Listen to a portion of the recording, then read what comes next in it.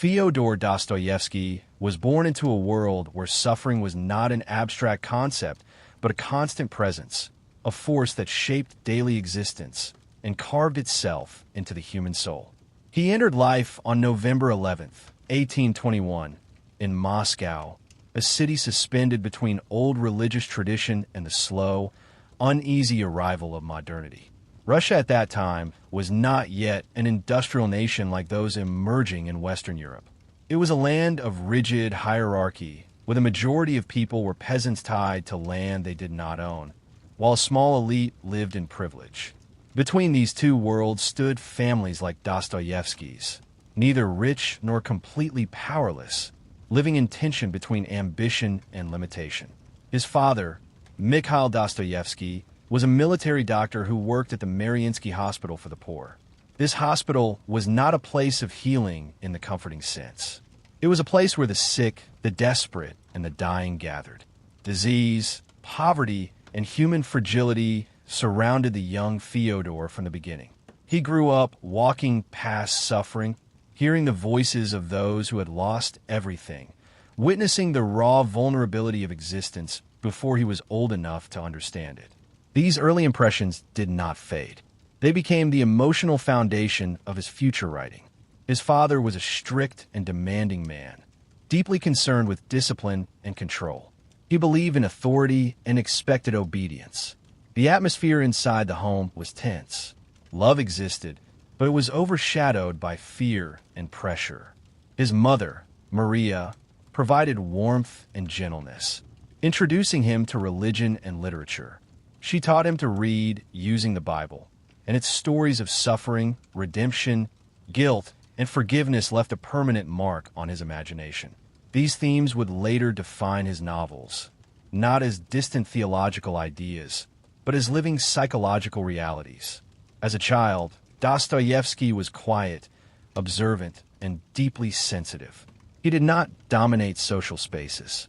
He watched them. He studied human behavior, noticing contradictions, emotional weakness, hidden cruelty, and unexpected kindness. He began to understand something essential about human beings, that people are rarely simple. They could be compassionate and selfish, brave and cowardly, moral and corrupt, often within the same moment. This psychological complexity fascinated him. When he was 15, his mother died of tuberculosis. Her death was not only a personal loss, but an emotional fracture. Soon after, he was sent to the St. Petersburg Military Engineering Academy, a decision driven more by his father's ambition than his own desire. He did not want to become an engineer. His true passion was literature. He was drawn to stories, ideas, and the exploration of the inner world. But he obeyed. Life at the academy was isolating. He felt like an outsider, surrounded by students who were more comfortable with technical discipline than philosophical reflection. During this time, he immersed himself in books.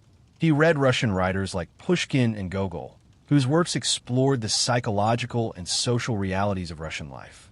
He also read European writers such as Victor Hugo and Honoré de Balzac, who examined poverty, ambition, and moral struggle. These writers showed him that literature could reveal truth, not through abstract argument, but through human stories. In 1839, his father died under mysterious circumstances. There were rumors that he had been killed by his own peasants, possibly driven by resentment toward his harsh treatment. Whether true or not, the story haunted Dostoevsky. The idea that authority could collapse, that control could turn into vulnerability, deeply affected him. It reinforced his understanding that beneath social order lies chaos. After graduating from the academy, he briefly worked as an engineer, but he quickly abandoned the profession. He knew his path was elsewhere. He turned fully toward literature, embracing uncertainty rather than security. He lived modestly, often struggling financially, but he was driven by inner necessity. His first novel, Poor Folk, published in 1846, was an immediate success. It told the story of a poor government clerk and a young woman living in poverty, communicating through letters. The novel was revolutionary in its emotional honesty. It did not treat the poor as background figures. It entered their inner lives, showing their dignity, their shame, their longing for respect. Critics praised it. He was suddenly recognized as a major literary talent. But success did not bring stability. His next works were met with confusion and criticism. He began associating with intellectual circles that discussed political reform, social justice, and freedom. Russia at the time was under strict authoritarian rule. The government feared ideas that could challenge its control. Even private discussions could be considered dangerous. In 1849, Dostoevsky was arrested for participating in a discussion group that read and debated banned political texts. He was imprisoned and sentenced to death. He was taken to a public square, forced to stand before a firing squad. He believed his life was about to end. In those final moments, he experienced something profound, the absolute clarity that comes when death is no longer theoretical, but immediate. Every second became infinitely valuable. Then, at the last moment, the execution was stopped. It had been a staged execution ordered by the Tsar as psychological punishment. His death sentence was commuted to 4 years of hard labor in a Siberian prison camp, followed by mandatory military service. This moment divided his life into two parts. Before, he had been a writer of social observation. After, he became a writer of existential truth. Siberia was not merely imprisonment. It was immersion into the darkest corners of human existence. He lived among murderers, thieves, and men society had discarded. He witnessed cruelty, despair, and brutality. But he also witnessed humanity. He saw kindness in unexpected places. He saw that even those who had committed terrible acts still carried inner complexity. During these years, he was stripped of comfort, status, and identity. He was forced to confront suffering not as observer, but as participant. He experienced isolation, physical exhaustion, and constant psychological pressure. Yet this suffering transformed him. It destroyed illusions. It forced him to confront fundamental questions. What is the human being? Why do people suffer? Can redemption exist? Is faith an illusion or a necessity? These were not academic questions for him. They were lived realities. When he was finally released, he was no longer the same person who had entered prison. He had gained something invisible but permanent, a deeper understanding of human nature. He no longer believed that human beings could be understood through simple moral categories. He understood that the line between good and evil runs through every individual. This insight became the foundation of his greatest works. His novels would no longer simply tell stories. They would enter the human soul itself. And in doing so, Fyodor Dostoevsky would become one of the most psychologically profound writers in human history. When Fyodor Dostoevsky emerged from the Siberian prison camp after 4 years of forced labor, he did not return to the world as the same man who had entered it. Prison had stripped away every illusion he once held about society, justice, and even himself. He had lived in freezing barracks, slept on hard wooden planks infested with insects, worn heavy chains that bruised his skin, and endured constant surveillance. Privacy did not exist. Individual identity was erased. He was no longer a writer, no longer an intellectual, no longer a citizen. He was simply a prisoner. And yet, paradoxically, it was in this place of total deprivation that he discovered the deepest truths about human beings. He had expected to find only monsters among the prisoners. Instead, he found people. Murderers who showed kindness. Thieves who displayed loyalty. Men capable of cruelty one moment and compassion the next. This contradiction fascinated him. He realized that human beings cannot be reduced to their worst actions. Every person contains multiple selves, the capacity for destruction and redemption existing side by side. This realization would become the psychological foundation of his future novels. One of the most important transformations during this time was his relationship with faith. Before prison, Dostoevsky had been influenced by rationalism and progressive political ideas that emphasized logic, reform, and human reason. But in prison, reason alone offered no comfort. He saw suffering that could not be explained away. He saw injustice that had no logical justification. It was here that he turned deeply toward religious faith, not as blind belief, but as emotional survival. The New Testament became his only permitted book, and he read it repeatedly. Its themes of suffering, forgiveness, sacrifice, and spiritual rebirth resonated deeply with his own experience. He began to believe that suffering itself could have meaning, that it could transform the human soul. After prison, he was forced into compulsory military service in Siberia, where he lived under continued restriction. These years were still difficult, but they allowed him to slowly rebuild his identity. He began writing again, cautiously at first. His early post-prison works reflected his changed perspective. One of the most important of these was Notes from the House of the Dead, published in the early 1860s. This work was based directly on his prison experience.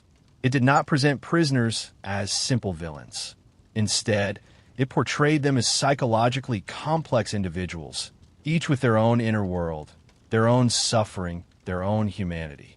This book was revolutionary because it challenged the comfortable, distant society maintained from criminals. It forced readers to confront an uncomfortable truth that those labeled as outcasts were not fundamentally different from those who judged them. The same emotional forces existed in everyone: fear, pride, shame, resentment, hope. Prison did not create these forces. It revealed them. But Dostoevsky did not stop at describing suffering. He began exploring the deeper psychological consequences of freedom itself. In 1864, he published Notes from Underground, one of the most important works in the history of philosophy and literature. This short novel introduced a character known simply as the Underground Man, a bitter, isolated individual who rejects society and lives in psychological rebellion. This character is not heroic. He is contradictory, self-destructive, and painfully self-aware. The Underground Man represents a new type of human being, one who understands himself too well.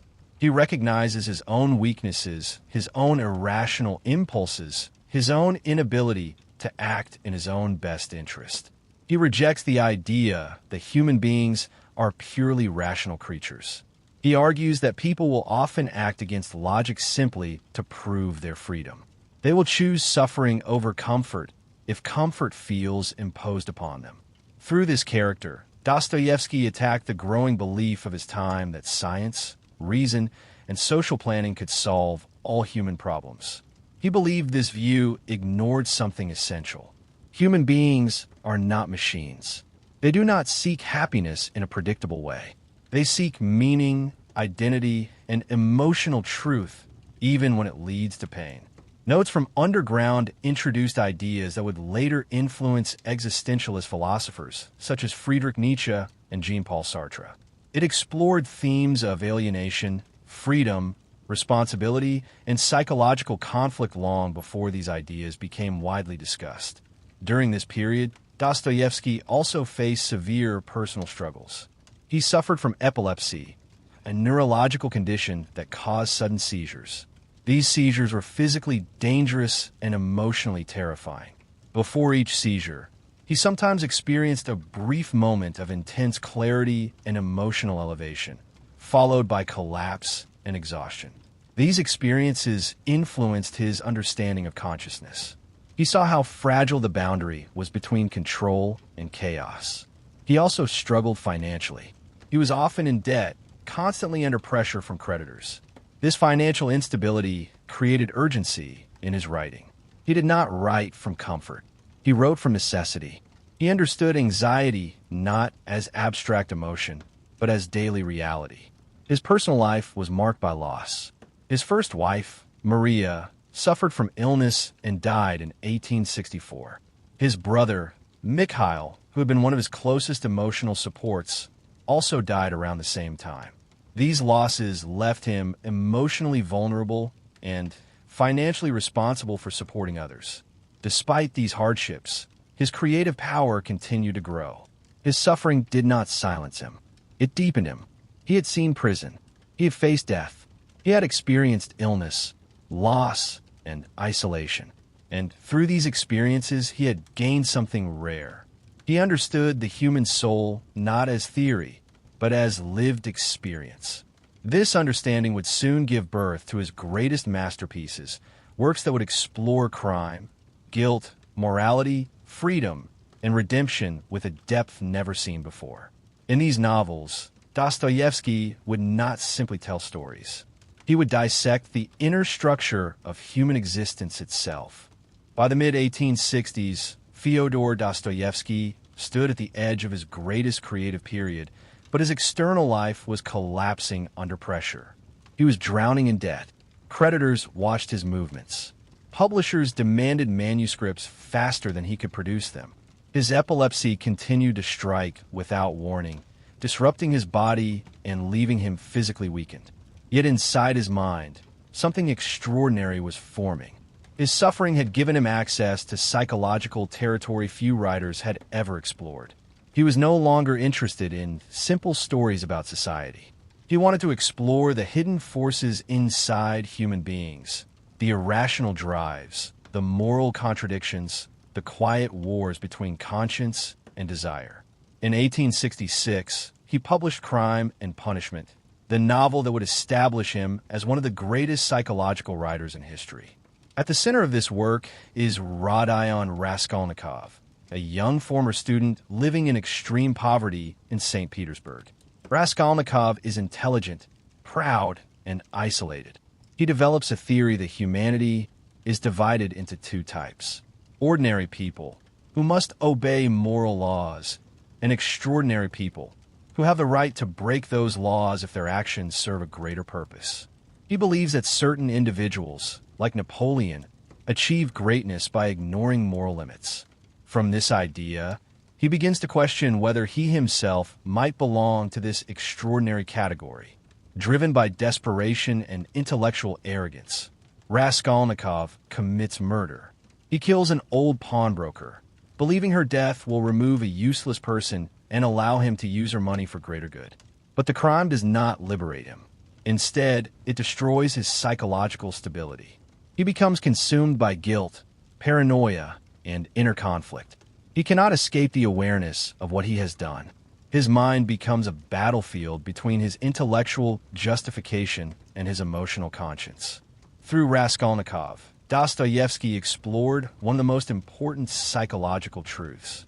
Human beings cannot escape their own moral awareness. Even when they convince themselves intellectually that their actions are justified, their deeper emotional structure resists. Guilt is not simply social conditioning. It is an internal force that reflects the human need for moral coherence. The novel also introduces Sonia, a young woman forced into prostitution to support her family. Sonia represents compassion, humility, and spiritual strength. Unlike Raskolnikov, she does not rely on intellectual theories. She accepts suffering without losing her humanity. She becomes the emotional counterbalance to his pride. Through her, Dostoevsky presents the idea that redemption does not come through intellectual superiority, but through humility, responsibility, and acceptance of moral truth. Crime and Punishment is not merely a story about crime. It is an exploration of freedom and consequence. It asks whether human beings can live without moral limits and what happens when they try. It shows that punishment is not only external, imposed by law, but internal, imposed by conscience.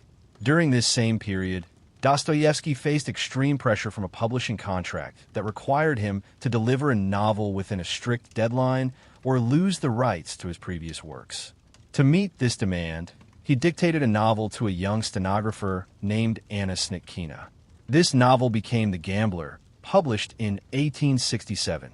The story reflects his own experience with gambling addiction. He had developed a compulsive relationship with roulette, driven by the hope of escaping debt through sudden victory. The Gambler explores the psychology of addiction. The main character becomes trapped in a cycle of hope, loss, and renewed hope. Each loss increases his desperation. Each small win strengthens his belief that complete victory is near. This cycle reflects a deeper psychological truth about human beings. They often remain trapped in destructive patterns, not because they lack intelligence, but because they are driven by emotional forces stronger than logic. Anna, the stenographer who helped him complete the novel, soon became his wife. Unlike his previous relationships, this marriage brought stability. She was disciplined, intelligent, and deeply supportive. She helped manage his finances, protected him from creditors, and created an environment where he could focus on writing. Her presence provided emotional grounding he had never experienced before. With this stability, Dostoevsky entered the most productive phase of his life. In 1869, he published The Idiot, one of his most complex and misunderstood works. The central character, Prince Mishkin, is a man of pure compassion and innocence. He is honest, gentle, and incapable of cruelty. In a society driven by ambition, pride, and manipulation, his goodness makes him appear weak and foolish. People exploit him, misunderstand him, and ultimately destroy him emotionally. Through Prince Mishkin, Dostoevsky explored a disturbing question. Can pure goodness survive in the real world? The novel suggests that society itself may be hostile to innocence. It shows how cruelty, pride, and selfishness dominate social interaction. The title The Idiot reflects how society labels those who refuse to participate in its moral compromises. Prince Mishkin also suffers from epilepsy, reflecting Dostoevsky's own condition. His seizures symbolize the fragile boundary between clarity and chaos. They remind the reader that consciousness itself is unstable. This novel was not simply a story. It was an experiment in moral philosophy. Dostoevsky was testing whether absolute compassion could exist without being destroyed by reality. By this time, Dostoevsky had developed a unique method of writing. He did not create characters as simple representatives of ideas. He created them as living psychological forces. Each character embodied conflicting emotions, beliefs, and impulses. They argued, doubted, suffered, and evolved. His novels became arenas where philosophical questions were not explained, but lived. He rejected the idea that human beings could be reduced to rational calculation. He showed that people often act against their own interest, driven by pride, fear, love, resentment, or the need to assert their freedom. His work revealed something essential. Human beings are not logical machines. They are emotional, contradictory, and deeply complex. And it is within this complexity that their humanity exists. In the final decade of his life, Fyodor Dostoevsky reached the peak of his intellectual and creative power. He had endured prison, illness, poverty, addiction, and the constant nearness of death. And these experiences had stripped away every illusion he once held about human nature. What remained was a vision of humanity that was both terrifying and deeply compassionate. He no longer believed in simple explanations for human behavior. He understood that inside every person exists a constant tension between destruction and redemption, belief and doubt, love and cruelty. This understanding reached its ultimate expression in his greatest and final novel, The Brothers Karamazov, published in 1880. This novel was not simply a story. It was the culmination of everything he had learned about psychology, morality, faith, and freedom. It centers on the Karamazov family, a father and his 3 sons, each representing different dimensions of the human soul. The father, Fyodor Pavlovich Karamazov, is selfish, vulgar, and morally corrupt. He lives only for pleasure and money, with no concern for others. He represents the lowest aspects of human nature, the part that seeks immediate satisfaction without responsibility. His eldest son, Dmitri, represents passion and emotional intensity. Dmitri is impulsive, driven by love, jealousy, and rage. He desires goodness, but he is constantly overwhelmed by his emotions. He lives in extremes, capable of great generosity and terrible recklessness. Through Dmitri, Dostoevsky shows how emotion can both elevate and destroy a person.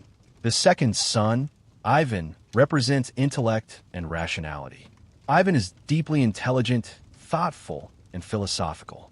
He questions the existence of God, the meaning of suffering, and the possibility of moral order in a world filled with injustice.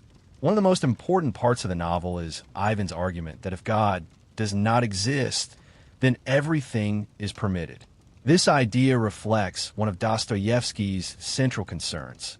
Without belief in moral accountability beyond human law, what prevents people from committing cruelty? Ivan does not commit violence himself, but his ideas create the intellectual foundation for it. Through Ivan, Dostoevsky explores the danger of pure rationalism disconnected from emotional and spiritual responsibility. The youngest son, Alyosha, represents faith, compassion, and spiritual balance. He is not naive, but deeply aware of suffering. Unlike Ivan, he does not seek logical proof for meaning. He lives through love, kindness, and acceptance. Alyosha embodies Dostoevsky's belief that redemption comes not through intellectual superiority, but through humility and connection with others. At the center of the novel is the murder of the father. Each son becomes psychologically connected to the crime, even if they did not physically commit it. This reflects Dostoevsky's belief that responsibility is not limited to physical action. Human beings influence one another through thoughts, words, and emotional presence. Moral responsibility exists on multiple levels. One of the most famous sections of the novel is the Grand Inquisitor, a story told by Ivan.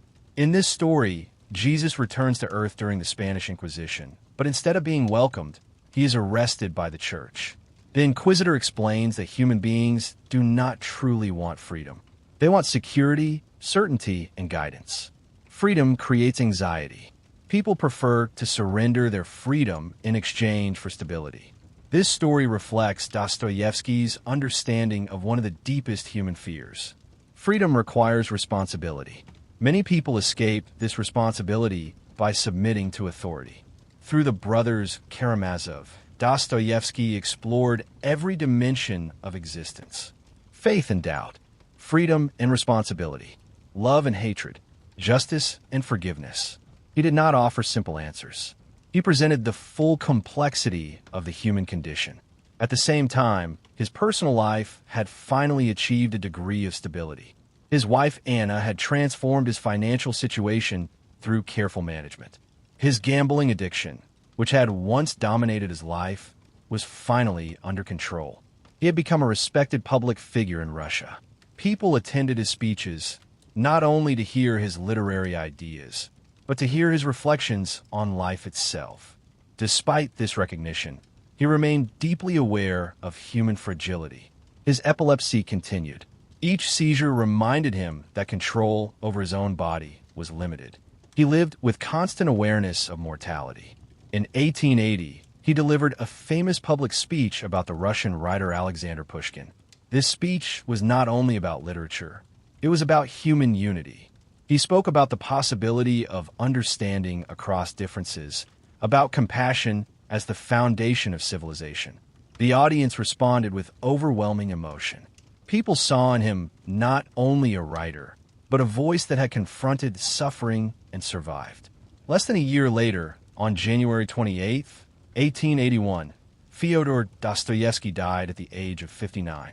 His death was caused by complications related to his lifelong illness. His funeral was attended by tens of thousands of people. They did not come only to honor a writer. They came to honor someone who had spoken honestly about their own inner struggles. Dostoevsky's influence did not end with his death.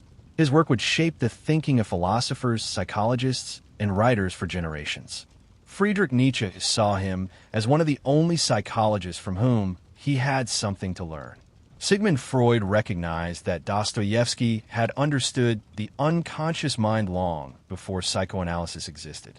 Existentialist philosophers like Jean-Paul Sartre and Albert Camus built upon the questions Dostoevsky had explored. His novels remain powerful because they do not simplify human nature. They do not divide people into heroes and villains. They reveal that every human being contains contradiction. The capacity for cruelty and compassion exists in the same person. The desire for freedom exists alongside the fear of it. The search for meaning exists alongside doubt. Dostoevsky did not write to entertain. He wrote to reveal. He revealed that suffering is not meaningless, but transformative. He revealed that freedom is both a gift and a burden. He revealed that redemption is possible, but never easy. He revealed that the greatest battle human beings face is not against the world, but within themselves. And in revealing these truths, Fyodor Dostoevsky did something rare. He did not simply describe the human soul. He entered it.